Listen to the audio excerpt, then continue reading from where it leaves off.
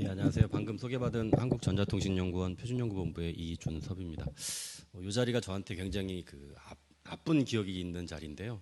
한 3, 4년 전 요 똑같은 행사에서 요 단상에서 발표를 하다가 제가 이렇게 이번에 저 화면이 생겨서 좀 다행인데 적이 없어서 여기를 쳐다보다가 이렇게 떨어져가지고 전방납부부로 제가 한 바퀴만 딱 구르고 왼쪽 다리 골절되고 간신히 집에 갔던 기억이 있습니다. 그래서 TTA에다가 살제 처리해달라고 얘기를 했는데 안 해주시더라고요. 모니터가 생겨서 참 좋은 것 같고요. 예, 처음에 발표 의뢰를 받았을 때, 처음에 말씀드리자면 일단 이 메타버스 표준 프레임워크라는 거는 일단 과기부의 사업으로 저희가 개발하고 있는 어떤 문서라고 보시면 될 것 같고요. 내용은 뒤에 소개해 드리겠습니다. 아직 작업이 끝난 상태가 아닙니다. 여기에도 한 두세 분 정도 앉아 계신데, 저희가 그 전문가위원회를 꾸려서 그 자문들을 받아가면서 그 메타버스 표준 프레임워크를 개발해 가고 있고요. 현재 2차례 정도 자문위원회를 거쳐서 방향 설정을 하고 시나리오 검토를 하고 그 이후에 이제 실무 연구진들이 시나리오를 구체화하고 그 다음에 이제 표준 갭 분석을 하는 작업들을 하고 있는데 아직 미완인 상태인 겁니다. 그래서 현재까지 개발된 거 위주로 개발된 것까지만 발표를 드리도록 하겠습니다. 예, 발표 순서는 일단 좀 생소하시겠지만 ICT 융합 표준 프레임워크라는 게 뭔지에 대해서 좀 전반부 설명을 드리겠고요. 그 이후에는 이제 그 메타버스 분야의 표준 프레임워크에 대한 개요, 그다음에 현재까지 이제 유스 케이스까지는 완성이 됐고 뒤에 갭 분석이 진행 중인데 현재까지 발굴된 유스 케이스에 대해서 소개를 드리도록 하겠습니다. 먼저 저는 그 메타버스를 잘 아는 전문가는 아닙니다. 메타버스에 관련된 XR, VR 이런 뭐 멀티미디어, 3D 이런 컨텐츠에 대한 기술을 잘 아는 사람은 잘 아니고요. 저는 그런 생각을 해봤어요. 메타버스라는 거 혹시 그 HMD 같은 거 쓰고 소위 말하는 메타버스 서비스라고 하는 서비스를 이용해 보신 적이 있으신가요? 그 경험이 어떠셨습니까, 한 교수님? 저는 되게 어색했거든요, 그게. 그러니까 저는 그거 그 HMD 쓰고 뭐 동작하다가 그냥 뒤로 나자빠졌어요. 굉장히 그 유쾌하지 않은 경험이었습니다. 제 생각에는 그렇게 생각을 했었거든요. 메타버스라고 하는 게 요즘 젊은 친구들이 자기들끼리 즐겁게 만나서 잘 놀고 있는 공간을 우리가 가서 뭔가 자꾸 손대려고 하는 게 아닌가라는 생각도 좀 해봤는데 어쨌든 뭐 그 제 개인적인 생각이고요. 그럼에도 불구하고 메타버스라는 게 굉장히 핫한 키워드로 1, 2년간 떴었고 지금 뭐 살짝 주춤하긴 하지만 그거에 대해서 우리가 뭐를 할 수 있을까, 특히 표준 관점에서 뭐를 할 수 있을까라고 생각을 해보고 있는 것이 메타버스 분야의 표준 프레임워크라고 보시면 될 것 같습니다.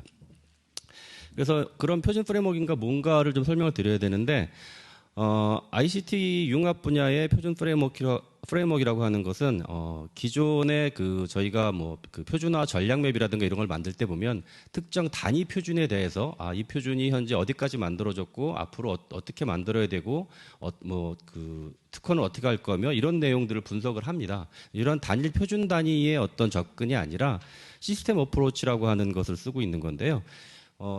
기존의 ISO나 IC 같은 표준화 기구는 TCSC 구조로 되어 있죠. 각 TCSC의 구조는 특정 엔드 프로덕트를 타겟팅하는 표준화 그룹입니다. 그래서 특정 그 프로덕트를 타겟팅하는 어떤 버티컬에 대한 표준화만 하는 구조거든요.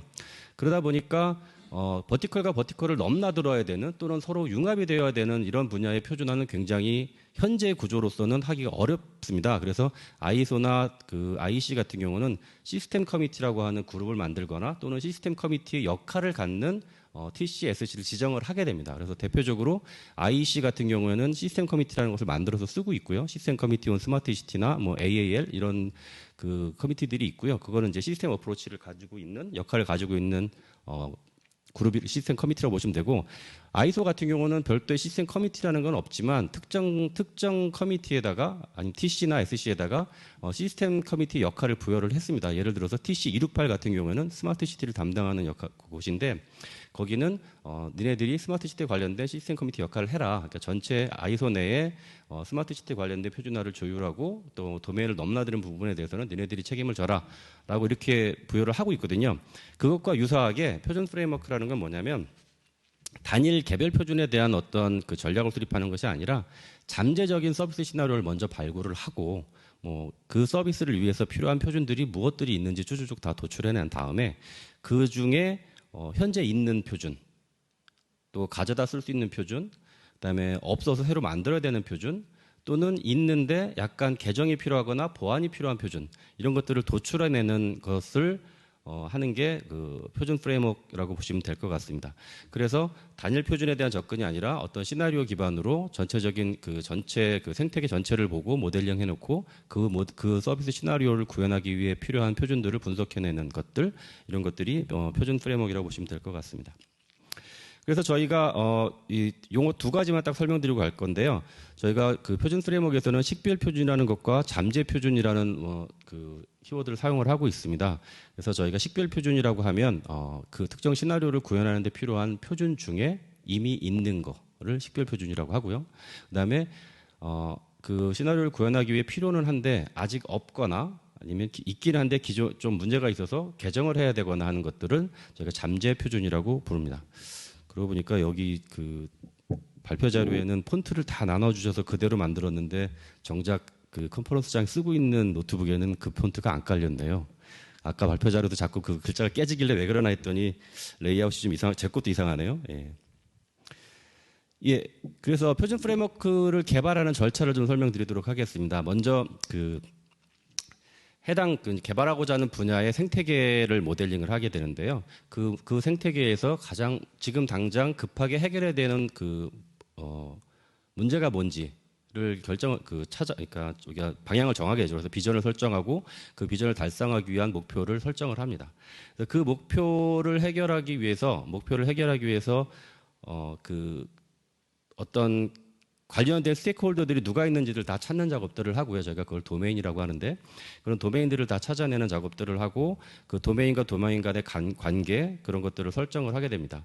그리고 그 도메인 내에 다양한 또 액터들이 존재하게 될 건데요. 그 액터와 액터들 간의 그 상관관계, 또는 액터가 생성해내는 정보, 그다음에 어떤 정보가 어느 액터에서 생성이 돼서 어느 액터를 거쳐 어느 액터까지 가서 소비가 됐는지 이런 데이터 흐름들을 다 분석을 하고요. 그다음에 또 아울러서 그런 그 흐름뿐만 아니라 데이터의 흐름뿐만 아니라 어떤 특정 이벤트의 흐름들까지도 저희가 고민을 하게 됩니다. 그래서 그런 것들을 다 고려해서 시나리오를 만들게 되고요. 그 해당 시나리오에서 관련된 액터들이 어떤 정보를 생성해서 어디로 던져주고 어디서 받아서 소비하고 이런 것들을 쭉 분석을 하게 됩니다. 이런 과정을 거치게 되면 결국 시나리오가 개발이 끝나게 되면 그 안에는 액터들이 다 식별이 됐을 거고 액터들 간에 주고받는 정보들이 다 식별이 됐을 거고 그 정보를 주고받았다는 거는 인터페이스가 식별이 됐다는 얘기일 거고 그러면 거기서 저희가 할 수 있는 것은 어떤 표준들이 필요하구나 어떤 데이터에 대한 표준 어떤 인터페이스에 대한 표준이 필요하구나라는 것을 알 수 있고요. 그런 것들을 기반으로 표준들을 쭉 찾아내게 됩니다. 그래서 그 다음에 이제 갭 분석에 들어가게 되는데 거기에서 현재 있는 표준들은 어느 표준화 그룹에 어떤 표준들이 있고 이런 표준들은 없고 이런 표준들은 개정이 필요하고 이런 표준은 현재 개발 중이고 이런 것들을 쭉 분석하는 작업들을 하게 됩니다. 그렇게 하고 나면 이제 각각 개별 표준에 대한 그 전략이라든가 이런 것들은 처음에 말씀드린 것처럼 표준화 전략 맵이라든가 이런 곳에서 개별 표준 단위로 그 전략을 수립하는 그런 절차들을 통해서 그 필요한 전략들을 개발해낼 수 있게 됩니다. 그래서 이런 표준 프레임워크를 사용하게 되면 일단 저희가 미리 사전에 잠재적인 서비스 시나리오들을 도출해내고 그거에 대한 디테일한 분석을 해놨기 때문에 바로 그 시장에 조기 진입할 수 있는 어떤 출발점이 된다고 볼 수 있겠습니다. 그러니까 서비스를 미리 그려봤고 서비스가 어떻게 움직이는지도 미리 정해놨기 때문에 시장에 빠르게 진입할 수 있을 것 같고요. 그 다음에 그런 그 새로운 서비스, 그러니까 지금 현재는 없는 새로운 그 비즈니스 생태계를 그렸고 거기에 필요한 그 시나리오를 그려줬기 때문에 새로운 기업의 비즈니스 기회를 제공한다고 볼 수 있고요. 그다음에 표준 개발자 같은 경우는 당연히도 저희가 어떤 표준들이 더 개발이 필요한지 어떤 표준들이 개정이 필요한지를 다 찾아드렸기 때문에 또 표준화의 선점을 위한 어떤 기초자료로 쓰일 수 있을 것이다라고 생각을 하고 있고요. 정부나 지자체의 경우에는 새로운 저희가 잠재적인 서비스라고 말씀드렸으니까 현재는 없는 잠재적인 새로운 서비스들을 보급하거나 확산하는데 활용하실 수 있을 것 같습니다. 당연히 표준 기반이니까 국민 편익에 기여할 것은 당연한 것으로 보여지고요. 이렇게 해서 그 표준 프레임워크가 올해 처음 시작된 건 아니고요. 굉장히 오래전에 이미 시작이 됐습니다. 한 10여 년 전에 시작이 됐었고요. 그 당시에는 이제 그 산업부 시절에 표준 프레임워크라는 걸 처음 만들어서 뭐 ITS나 이런 분야의 표준 프레임워크들을 몇 건 만들어 본 적이 있습니다. 그 이후에 잠깐 중단이 됐다가 19년부터 과기부에서 표준 프레임워크를 다시 이제 끄집어내서 개발을 해왔고요. 그래서 일단 1단계로 지난 3년간 19년, 20년, 21년 동안에 총 6종의 표준 프레임워크를 개발을 해서 보급을 한 바 있습니다. 스마트 헬스, 스마트 팜, 스마트 이동체, 스마트 에너지, 스마트 시티, 스마트 공장 이렇게 6개를 만들었었고요. 스마트 헬스나 스마트 팜 같은 경우는 상대적으로 조금 그 바운더리가 좀 좁아서 그 자체로 저희가 그 표준 프레임워크를 만들었지만 그 이후에는 스마트 이동체나 스마트 에너지, 시티, 공장 같은 경우는 사실은 좀 너무 범위가 넓다 보니까 약간 특화된 그 어떤 뭐 서브 약간 포커싱해서 스마트 이동체 경우는 자율주행차에 초점을 맞춰서 저희가 표준 프레임워크를 개발했었고 에너지 분야에서는 전기 안전 관련된 그러니까 뭐 에너지 관련된 설비를 설치하고 운영하는데 발생할 수 있는 안전 문제들에 관련된 것에 초점을 맞춰서 진행을 했었고요. 스마트 시티의 경우에는 뭐 시티는 뭐 당연히 뭐 거의 모든 것들이 그 안에 들어가 있다고 보면 되기 때문에 다는 커버를 못해서 저희가 5G를 기반한 융합 서비스에 초점을 맞춰서 진행을 했었습니다. 스마트 공장의 경우에는 그 공장 설비의 트위닝에 관련된 디지털 트윈에 초점을 맞춰서 진행을 했었습니다. 그래서 총 6가지의 를 개발을 해왔고요. 개발 절차를 잠깐 소개드리면 일단은 현재의 절차입니다. 이 2021년 말에 저희가 그 TTA 표준화 전문가분하고 TTA의 TCSC에 참여하시는 표준 전문가분들을 상대로 해가지고 중장기 ICT 융합 서비스 표준 프레임워크 개발 계획이라는 것을 설문조사를 통해서 설문조사를 통해서 만들었습니다. 그래서 저 중장기 표준 프레임워크 안에 있는 내용들을 기반으로 해서 그 중에 이제 우선순위 높은 것들을 순서대로 끄집어내서 최종적으로는 연초에 과기부랑 협의를 통해서 올해는 뭘 만듭시다라고 결정을 하고요. 그 분야가 결정이 되면 이제 개발 단계에 넘어가서 그 결정된 분야의 전문가분들을 소싱을 해서 저희가 풀을 꾸리고요. 전문가위원회를 꾸리고 이 표준 프레임워크를 어떻게 만들어야 되는지 구성은 어떻게 되는지 정의되어 있는 가이드라인 문서가 있습니다. 그 가이드라인 문서에 따라서 저희가 이제 개발을 하게 되고 자문위원회 통해서 자문 받아가면서 개발하고 맨 마지막에는 TTA 표준화 전문가 등 일반 대중을 대상으로 공청회를 통해서 최종 수정을 하고 만들어진 것을 이제 보급을 하게 됩니다. 그래서 TTA의 홈페이지나 한국전자통신연구원 도서관 홈페이지에 누구나 액세스할 수 있는 곳에 저 프레임워크 공개가 되어 있고요. 받아보시면 될 것 같습니다. 예, 이렇게 개발 보급을 하고 있고요. 이런 절차를 통해서 올해는 메타버스라는 주제를 선정을 하게 됐습니다. 그래서 과기부와 협의를 거쳐서 메타버스라는 분야를 선정을 했고요. 뭐 메타버스의 개념 이런 거는 다 제가 뭐 설명드릴 필요는 없을 것 같고요. 요 그림은 메타버스 신산업 선도 전략 그 관계부 합동 자료에 나와 있는 그림 그대로입니다. 그래서 저 그림에서 저희는 어디에 포커싱을 맞췄냐면 저 밑에 상호작용, 실세계, 현실 세계와 가상 세계의 상호작용. 즉 저희는 그게 수직 연동이다라고 생각을 했고요. 가상 세계와 실세계가 연동하는 거, 어떻게 보면 디지털 트윈이라고 보겠죠. 그런 그 수직 연동 분야가 꽤 중요할 것 같다라는 생각을 했었고, 그 다음에는 아까 어떤 분도 말씀하셨는데 메타버스 플랫폼이 여러 개가 있고 플랫폼 넘어갈 때마다 아바타 새로 만들고 이것도 굉장히 귀찮은 일이 될 거다라는 말씀 아까 잠깐 하셨던 것 같은데 이런 플랫폼과 메타버스와 메타버스 간에 넘어가거나 서로 연동하거나 이런 것들이 꽤 중요한 이슈가 될 것 같다. 그래서 저희는 그거를 가상세계 간 연동 또는 저희는 이제 수평 연동이라는 용어를 써서 하고 있고요. 그래서 저희가 하고 있는 거는 결국은 가상세계와 실세계 연동 및 가상세계 간 연동으로 실세 간 제어 및 디지털 정보의 자유로운 활용이라는 비전을 설정을 했고요. 이걸 위해서 지금 말씀드린 것처럼 수평 연동과 수직 연동을 목표로 삼았습니다. 여기 수평 연동, 수직 연동 써놓으면 이제 처음 보시는 분들이 좀 이해하기 어려울 것 같아서 저희가 실세계 연동 및 제어라는 용어를 그 수직 연동 대신 쓰고 있고요. 그다음에 가상세계 간 연동이라는 용어를 수평 연동이라는 용어를 대신해서 사용하고 있습니다. 이게 이제 그 메타버스 표준 프레임워크의 전체 개요를 나타내는 그림이라고 보시면 될 것 같고요. 저희는 이제 오버롤 뷰 다이어그램이라고 하는데 메타버스 분야 그 표준 프레임워크의 전체적인 구성 및 응용 분야 그리고 기대 효과를 그림으로 표현한 것이라고 보시면 될 것 같습니다. 그리고 여기에 그 아래쪽에 보시는 것처럼 그 네모 박스가 도메인들인데 저희가 그 실세계 연동 및 제어, 가상세계 간 연동을 위해서 어떤 시나리오를 그 생각을 해볼 때 관련 있는 스테이크홀더들이다라고 해서 식별해낸 것들입니다. 그래서 저기에 보이는 도메인들은 결국 이제 뒤에 저희가 도출해낸 그 유스 케이스에서 다 관여가 되는 스테이크홀더들이라고 보시면 될 것 같습니다. 그래서 저 두 가지 목적을 위해서 그 실세계 연동 및 제어, 가상세계 간 연동을 위해서 저희가 고민을 했던 찾아냈던 그 가장 중요한 요구사항이라고 하면 일단 첫 번째는 실시간 메타버스 공간 생성 기술이 좀 필요하겠다라는 생각을 했습니다.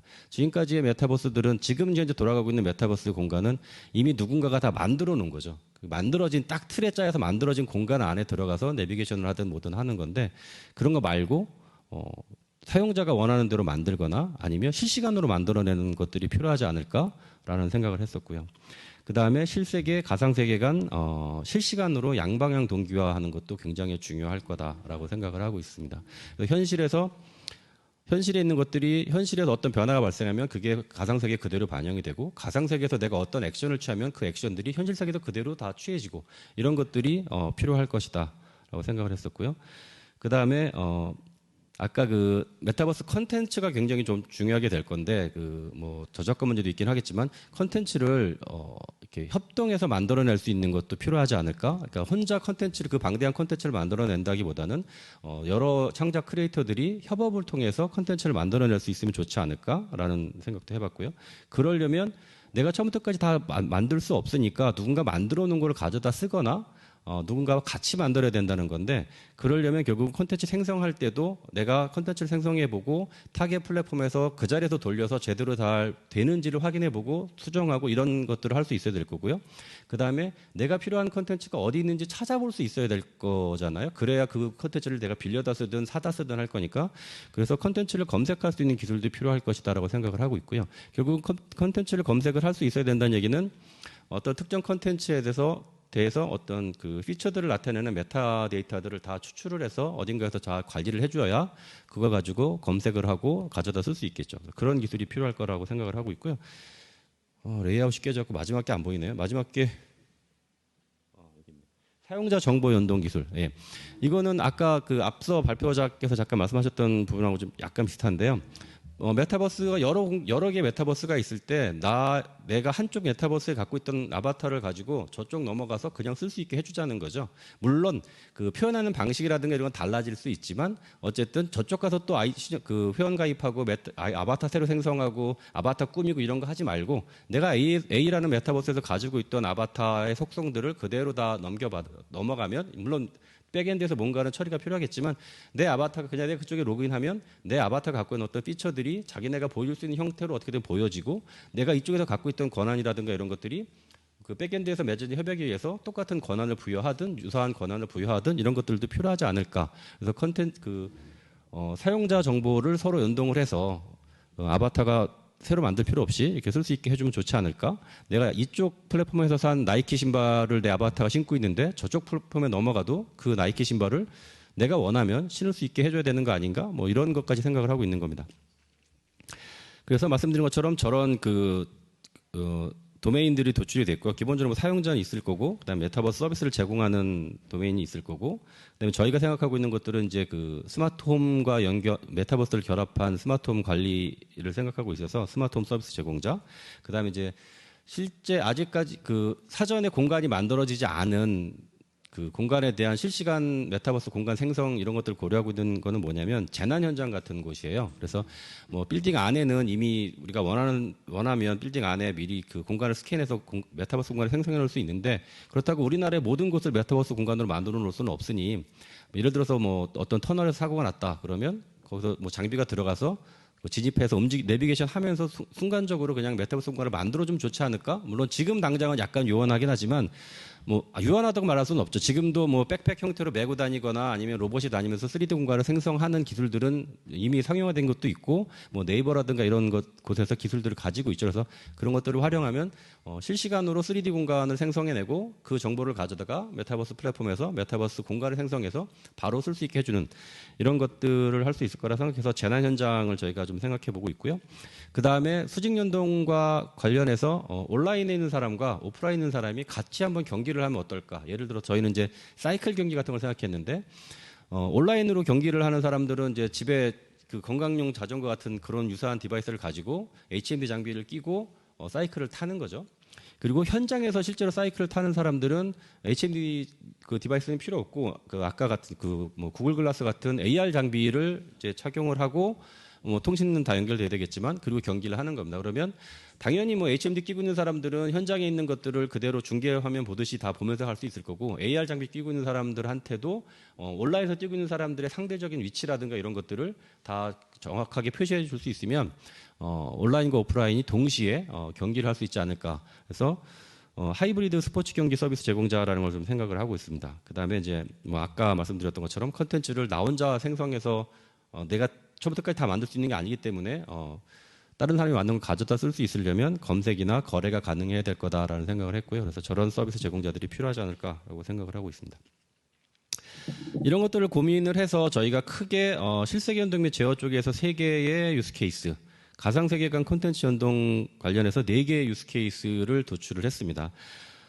저희가 아직 처음에 말씀드린 것처럼 지금 아직 개발 중인 거다 보니까 유스케이스는 다 정리가 끝났는데 이렇게 그림을 이쁘게 그리지 못했어요. 그래서 뒤에 4개는 그림 없이 저희가 그냥 설명만 드릴 거고요. 앞에 거는 그림이 조금 이쁘게 그려져서 그것만 좀 설명을 드리도록 하겠습니다. 그래서 실시간 메타버스 공간 생성 및 실세계 연동 서비스라는 서비스 패키지 밑에 3개의 서비스를 저희가 고민하고 있는데 하나는 메타버스를 이용한 스마트 홈 제어 서비스. 그 다음에는 아까 말씀드렸던 그 재난 현장과 같은 사전에 그 메타버스 공간을 생성해 놓지 않은 이런 곳에 대한 실시간 메타버스 공간 생성 및 내비게이션 서비스를 고민하고 있고요. 이제 또 하나는 온라인, 오프라인 하이브리드 스포츠 경기 서비스를 고민하고 있습니다. 그 다음에 이제 가상세계관 콘텐츠 연동 관련해서는 메타버스 콘텐츠를 창작하기 위한 공동 창작하거나 뭐 이러기 위한 창작 서비스, 그 다음에 콘텐츠를 검색하기 위한 서비스, 그 다음에 콘텐츠를 거래할 수 있는 서비스, 그 다음에 요 3개가 돼야 콘텐츠를 뭐 창작을 처음부터 끝까지 다 하고 뭐 필요한 것들을 가져다 쓰고 그러려면 검색도 돼야 되고 거래도 돼야 되고 이런 것도 다 묶여서 될 수 있는 거고요. 저희가 이를 다 이렇게 쪼개 놓은 거는 다른 서비스들에서도 이것들을 가져다 쓰기 편하도록 시나리오를 쪼개놨다고 보시면 될 것 같습니다. 그 다음에 맨 마지막이 아까 말씀드린 것처럼 서로 다른 메타버스 공간으로 이동할 때 사용자 정보가 서로 연동되면 좋겠다. 그래서 그런 메타버스 간 사용자 정보 연동 서비스를 고려하고 있습니다. 시간이 이렇게 많이 갔네요. 예, 첫 번째는 이제 스마트홈 제어 서비스입니다. 이런 거죠. 집에 로봇 청소기가 돌아다니면서 집안 공간을 스캔을 할 겁니다. 그러면 우리 집 안을 3D 공간 스캔을 다 해서 메타버스로 그대로 만들 수 있죠. 여기까지는 누구나 생각할 수 있는 거고 저희가 여기서 한 발 더 나가서 생각하고 있는 건 뭐냐면 집안에 다양한 IoT 디바이스들이 부착되어 있을 겁니다. 뭐 에어컨이든 공기청정기든 IoT 기능을 가진 장비들이 있을 거고 이런 장비들은 제조사들이 제공을 한다면 트위닝된 모델이 존재할 수 있는 거죠. 디지털 트윈 모델이 어딘가에 존재할 수 있는 거고 그러면 그런 모델 정보를 그 외부 뭐 제조사 DB로부터 가져다가 내 메타버스 공간 안에 그 디지털 트윈을 그냥 같이 집어넣어 놓는 거죠. 그러면 사용자는 HMD 장비를 끼고 내가 그냥 멀패드 같은 걸 접근을 해서 뭐 보일러를 켠다든가 이런 것들이 가능해질 거고 그 백에 대해서 사실은 디지털 트윈 쪽에 트윈 모델 쪽의 어떤 그 동작이나 행위들이 실세계에 있는 IoT 장비들, 실제 그 장비들에서 동작이 되게 되는 거죠. 그래서 이런 것들을 좀 생각을 하고 있고요. 이걸 하려면 그냥 단순한 3D 공간 생성이 문제가 아니라 공간 생성하면서 어디에 IoT 장비들이 있는지 그 장비들의 어떤 식별자 정보들을 가져올 수 있어야 되고 그 가져온 정보들을 가지고 어딘가에 검색을 하면 그게 디지털 트윈 모델이 이미 만들어진 게 있으면 그걸 가져다가 메타버스 공간에 그대로 갖다 붙여 넣을 수 있는 이렇게 붙여 놓음으로써 그 메타버스 인터페이스를 통해서 집안에 있는 모든 것들을 제어할 수 있게 된다. 이런 서비스를 하나 생각을 하고 있고요.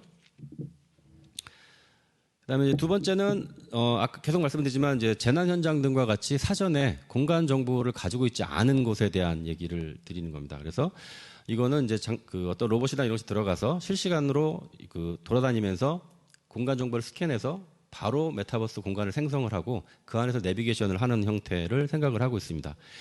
여기에서도 또 한 가지는 뭐냐면 분명히 이제 재난 현장에도 뭐 원자로라든가 어떤 이제 뭐 시설물들에 대한 디지털 트윈들이 있을 수 있거든요. 예를 들어서 뭐 공장에 화재가 발생해서 그 공장에 진입을 했다고 하면 공장 공간을 스캔하면서 메타버스 공간을 만들고 그 안에 있던 설비들에 대한 것들은 사실은 디지털 트윈 모델이 있다면 메타버스 공간에 똑같이 반영해 넣을 수 있는 거죠.